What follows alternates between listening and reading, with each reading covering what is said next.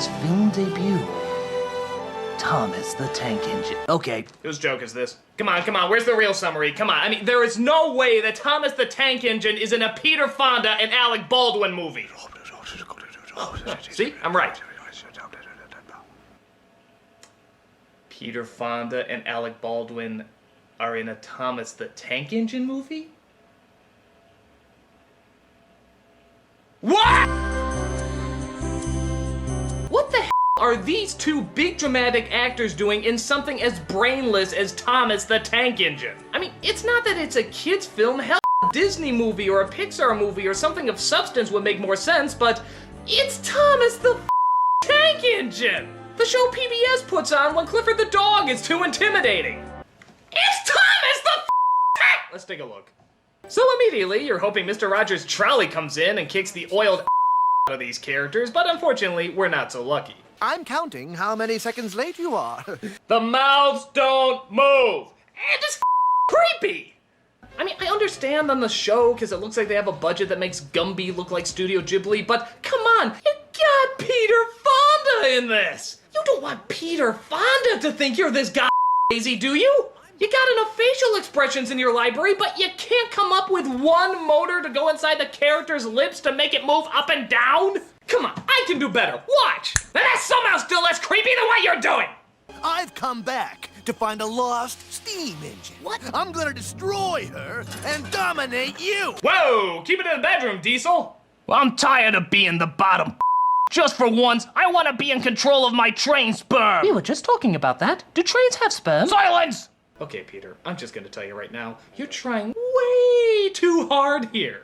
This isn't Yuli's Gold, it's Thomas the Tank Engine!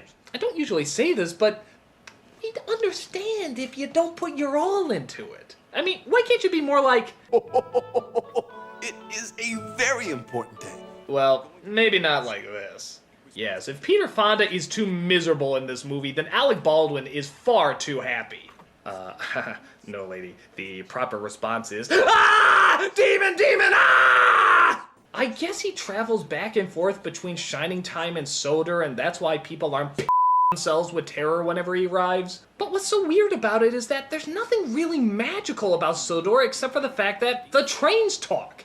Wouldn't it make more sense just to have it all take place in one world? Why not just have a world where trains talk and that's it? Why have the real world in it at all? I think Baldwin saw the possibilities of that line, the magic it possesses, and the ability to touch an entire generation. Don't act like these words haven't had a huge impact on your life! Meanwhile, we see Fonda continuing to mope. Get used to this, folks. There's a lot of it. For sake, lighten up! It's Thomas the Tank Engine! Save it for a movie that deserves it! Like 310 to Yuma or The Limey! Even Ghost Rider deserves more energy than this! Okay, we're going to break while I get someone to clearly show him how not to give a in a performance. Yes, sir. Yes, give me the girl from the remake of Miracle on 34th Street. Oh, by the way, sir. Huh? Sparkle, sparkle, sparkle. Yeah! Sparkle, sparkle, sparkle! Ah! Clearly going through puberty, clearly at the age where she's embarrassed to be seen in this piece of crap, and clearly just doing this to pay off her future student loans. Watch this performance and tell me if at any moment she looks invested.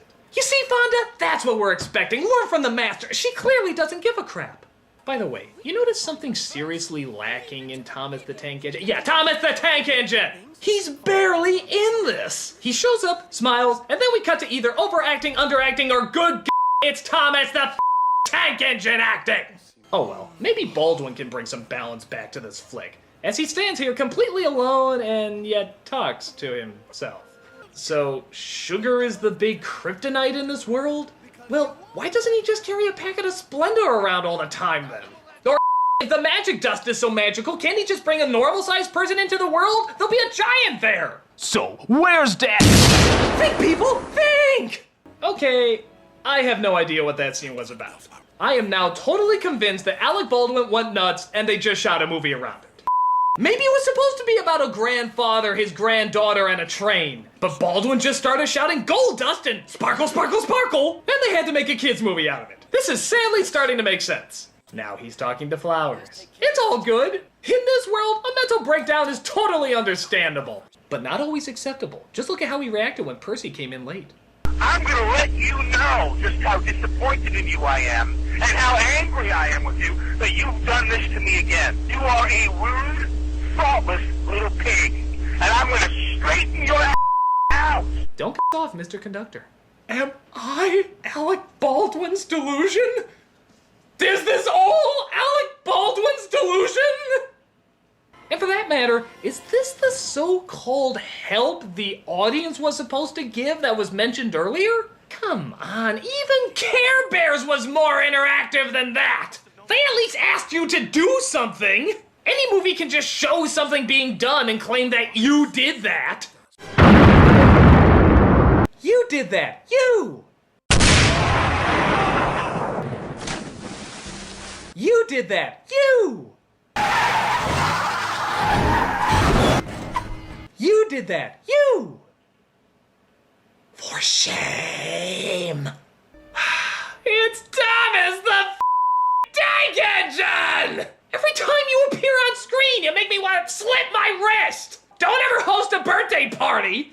Come on, kids, let's go hit the piñata.